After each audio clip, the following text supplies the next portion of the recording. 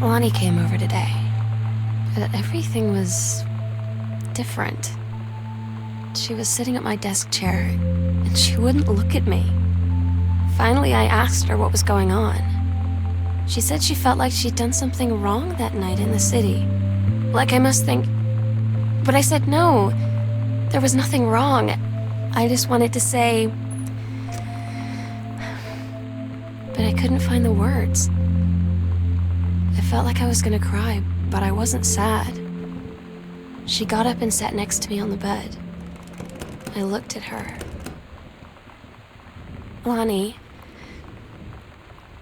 do you think you could ever... And that's when she kissed me.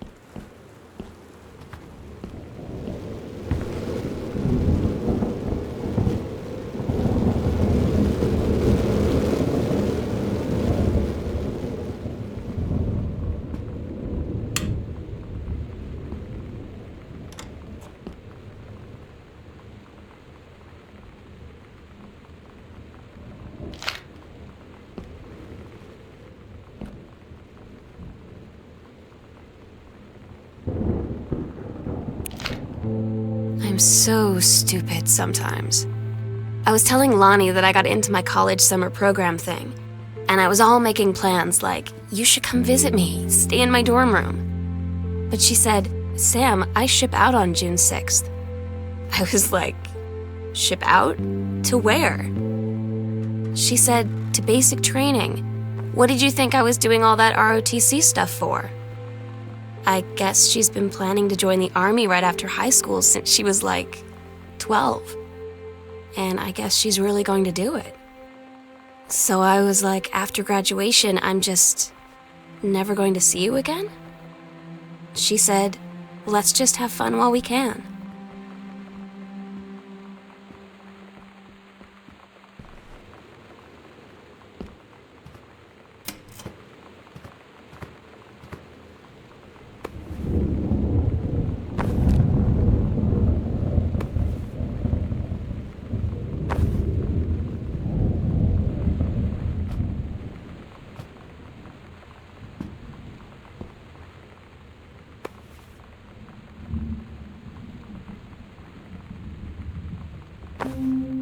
They tell you to stick with the group on field trips, Katie.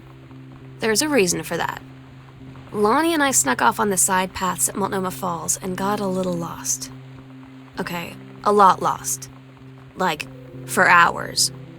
Right before the bus left, we found a trail and came running down the path, soaked and covered in mud, shouting for the bus not to leave. The school called home. Mom and Dad said, "You didn't get into trouble like this before you met that Lonnie girl." But I don't think they know about us.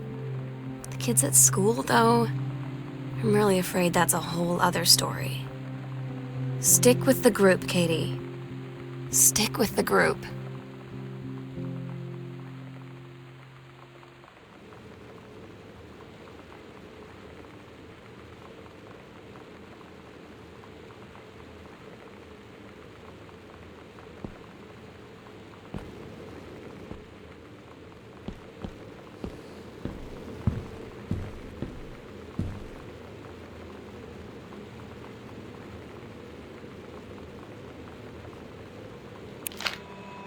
Todd's band lost their singer. Todd said he sucked. Lonnie said he got sick of Todd's shit, and he was complaining about needing a new singer. So Lonnie was like, "I can sing." And they were all kind of like, "You can?" And she was like, "Probably." But she's been rehearsing with them for like a week now, and I finally got to see them play in Todd's basement today. And she's actually really amazing. I feel so proud when she's on stage. It's incredible being in awe of someone you love. So everybody knows it's like a temporary situation till she ships out in June. But till then, I'm gonna be at every single show.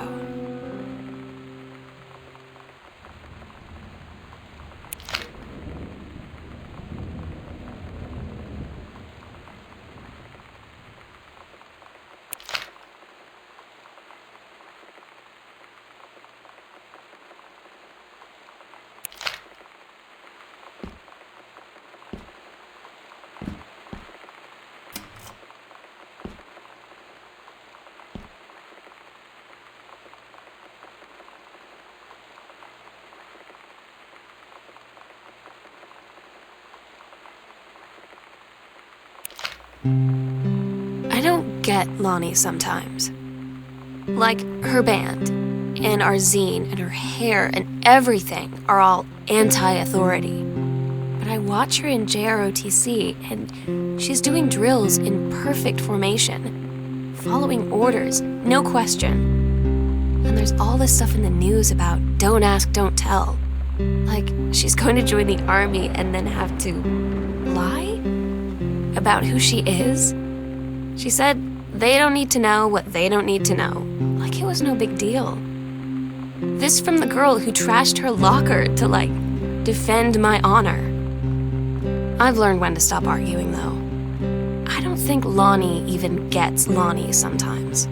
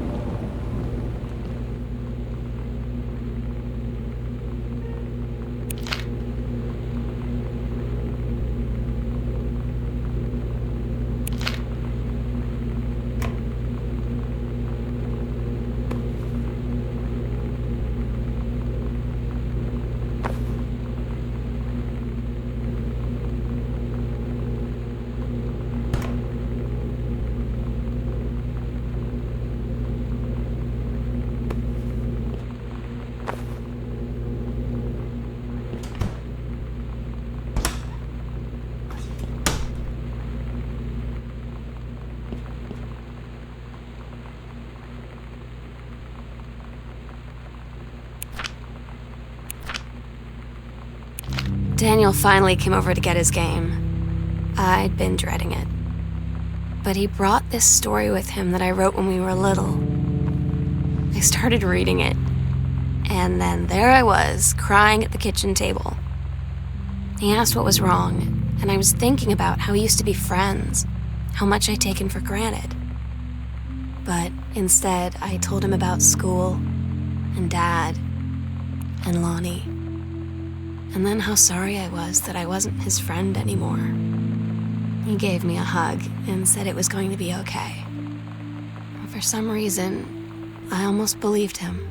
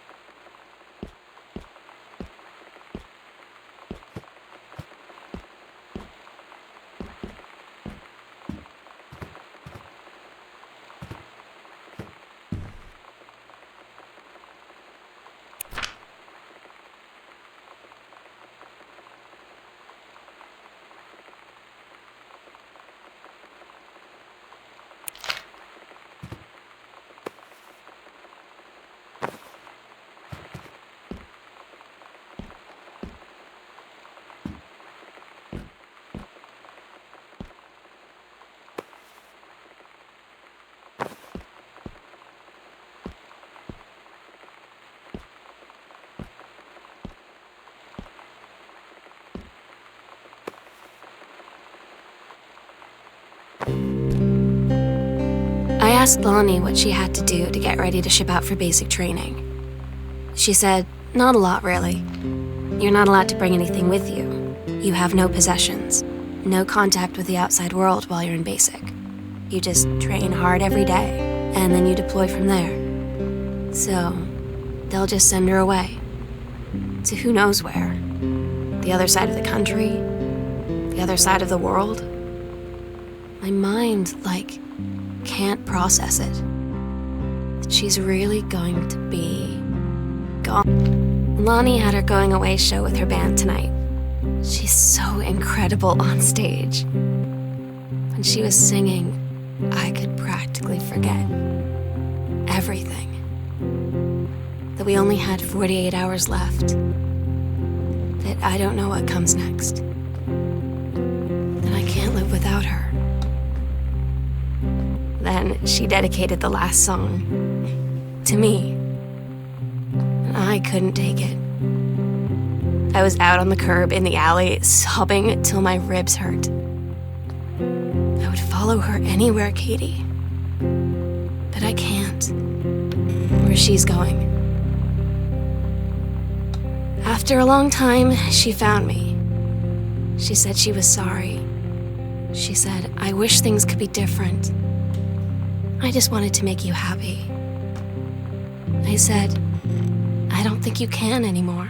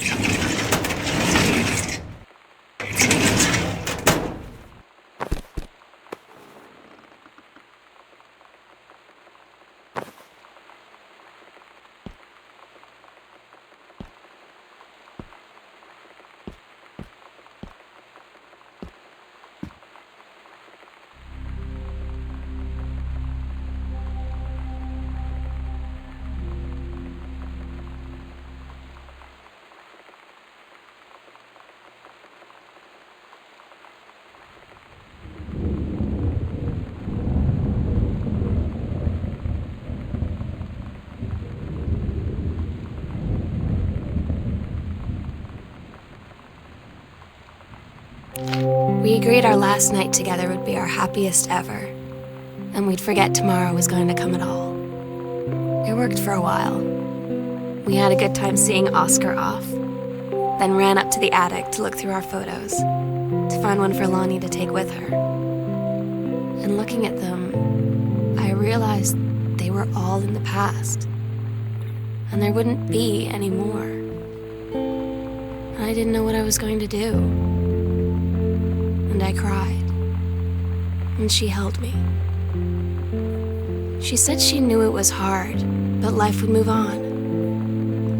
I said I didn't want my life to keep moving without her. That's when she cried too. I was so exhausted. I must have fallen asleep like that, in her arms. In the morning, I woke up, and I was finally alone.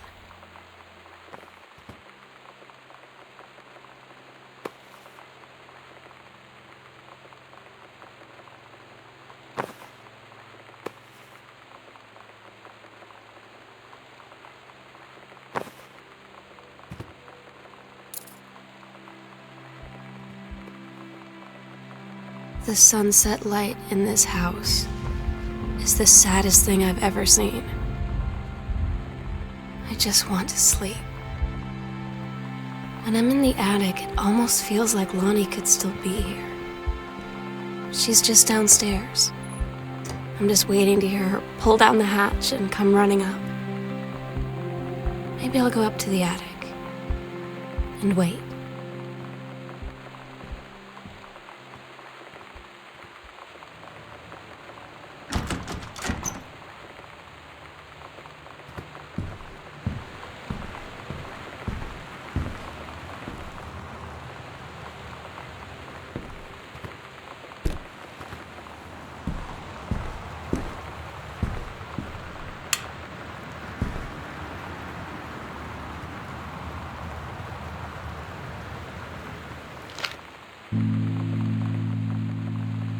Oh my God.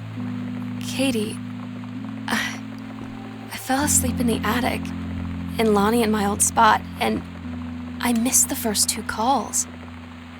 I just barely caught the third one before the machine got it. And it was Lonnie, on a payphone. She'd been on the bus to Basic, and she said she couldn't think of anything but me and us, and that she couldn't go through with it, with the Army and being apart and all of it. And so she got off the bus in Salem. She said, "Sam, I want you to pack up everything you can and get in your car and come find me. And let's just drive until we find somewhere for us." And she asked me if I could do that. And I said yes. Yes.